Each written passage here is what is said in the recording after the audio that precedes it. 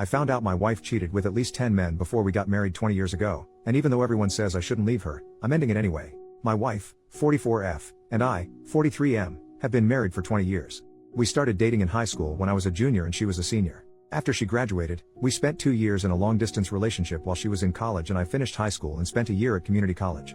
After that, we went to college in the same city for a year and moved in together. We got married the summer after I graduated from college. Our marriage has been pretty great overall, but I recently initiated a divorce after discovering that she had been sleeping with multiple other men during the 2 years we were long distance. Just after Christmas, we got together with a few friends of hers from college to catch up, have dinner, and hang out. We talked about a lot of stuff and my wife mentioned that we met in high school, not that we dated, just that we met. Her old college roommate commented that it was crazy that we met in high school, had a few wild years in college, then ended up together. I played along and commented that I didn't know if my wife was as crazy as I was. The roommate started to tell a story, but my wife cut her off and said she was uncomfortable about it. I sensed something was up, so I said that we actually started dating in high school and were together for my wife's entire time at college. All of my wife's friends got real quiet and the rest of the dinner was awkward. On the way out, one of her other roommates took me aside and said I should have an honest conversation about what happened at college. I asked my wife on the way home and she kind of blew me off. I told her it was important that she was honest with me and again she said it wasn't important. When we got home, I told her I was going to stay at my brother's house until she was ready to talk about what happened in college. The next day she came over and admitted to sleeping with several men during her first 2 years of college. She said she didn't consider it a big deal at the time because we were long distance and she didn't think a high school romance would last. I pressed for more details and she said it was at least 10 different men including at least 3 guys she introduced to me as friends when I came to visit on weekends and 1 guy she was still in contact with. I told her that I wanted a divorce and would be starting the paperwork as soon as I could, which I did on January 2nd. Her family and most of my family is telling me I shouldn't throw away my marriage over a few mistakes. I've stood by my belief that cheating on me with multiple men for years is unacceptable no matter when it happened, and the fact that she continued to maintain relationships with these guys right in front of me was an unacceptable amount of disrespect. We have 2 children, but they are 17 and 19 and I believe they will understand why I need to end the marriage. Am I wrong for leaving? I feel like I'm going crazy with the amount of people telling me to overlook years of infidelity and decades of lies. Edit to provide some detail for common question. The reason I posted this is that my wife and a few friends have been saying it's common to sleep with other folks when you're in a long distance relationship and that I'm kind of the odd one out for not sleeping around. I felt like I was being gaslit, but I wanted an outside perspective. We live in a state with a waiting period to finalize a divorce, so I felt it was a reasonable idea to get some insight before things are finalized. After these comments, I see a handful of folks saying it's normal to sleep around during a long distance relationship, but it seems to be a significant minority. We saw each other a couple of weekends a month during the 2-year college period. I lived about 3 hours away from her college, so it was long distance but not like cross country. This was not a situation where we went months without seeing each other. The 3 guys I met while she was in college were meetups that happened during parties. The subject of me being a boyfriend didn't really come up, so I honestly don't know if these guys knew anything. The 1 guy we're still in contact with married a mutual friend from college. This is not some guy she secretly messages on the side, it's somebody we've talked to regularly for years. I've talked to him a few times since I've learned about my wife. He said he didn't know we were dating at the time and has since blocked my wife on social media. Some folks have asked how the roommates didn't realize at our wedding that the timelines didn't work out.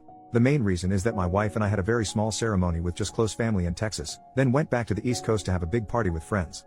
The typical reception and sharing details about how we met stuff didn't really happen, so her roommates didn't realize we started dating before college. It sounds like they thought we only dated for the year we were both in the same city, then moved in together.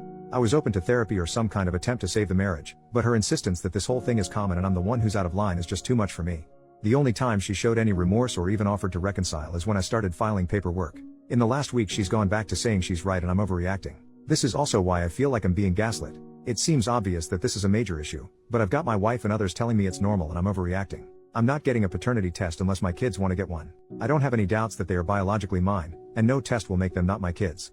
I love them more than anything in the world and my wife's infidelity won't change that even if one or both of them is not biologically mine. They've been my kids for 19 years and they will be my kids until I stop breathing. Final edit. Hey all, I've been reading a bunch of the responses, but things are getting crazy and increasingly unhinged, so I probably won't be checking in more. Here are a few more answers to common questions I've seen. We were definitely exclusively dating at the time. First, dating culture was a lot different 20-ish years ago and exclusive was kind of the default for most people. Second, we had a long and difficult discussion before she left for college about continuing the relationship long distance.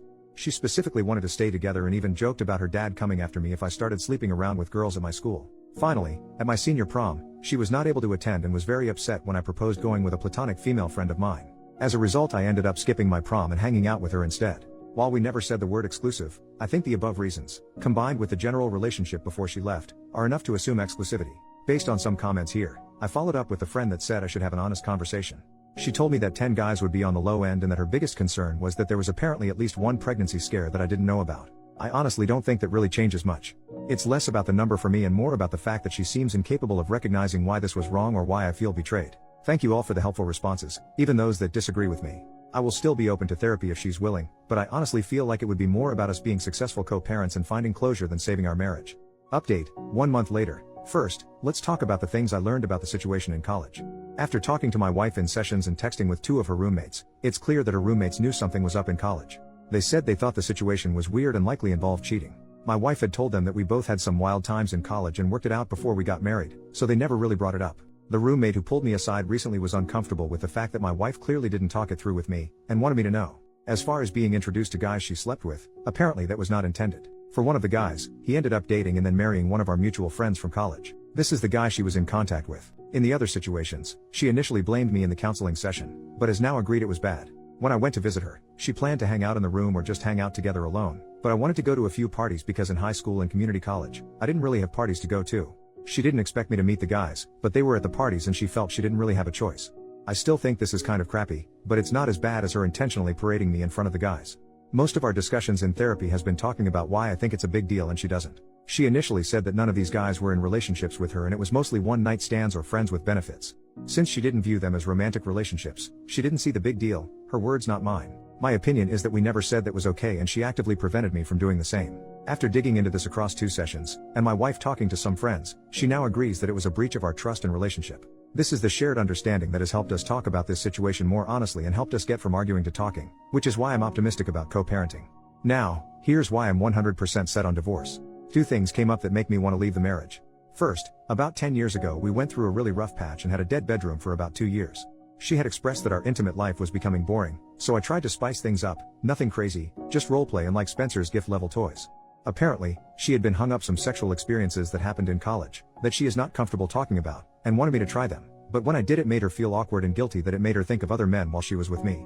The fact that she's saying these experiences were meaningless, but they're still impacting our marriage tells me they meant more than she wants to say. Second, she admitted that she has been flirting with coworkers on business trips since the pandemic ended. She says she has never slept with anybody, but it got as far as going on a date with one of her male coworkers. That was the absolute deal breaker for me. We have told our children that we're getting a divorce. We told them it was due to some bad decisions that we made in college that we're having trouble moving past. My 19-year-old, who is in college, asked me if I cheated on my wife while she was away at college. My wife got a little shaken up, but admitted to the kids that she's the one who cheated. We have agreed to not share any additional details with the kids. I reinforced that both us will be there for the kids and that we are in therapy to help make sure we handle this in the best way for the family. I also told the kids that if they wanted to talk to either of us or a therapist about it, that I would fully support it. We've started talking to a mediator about how to proceed with the divorce, and unless things change, we should be able to have an amicable divorce.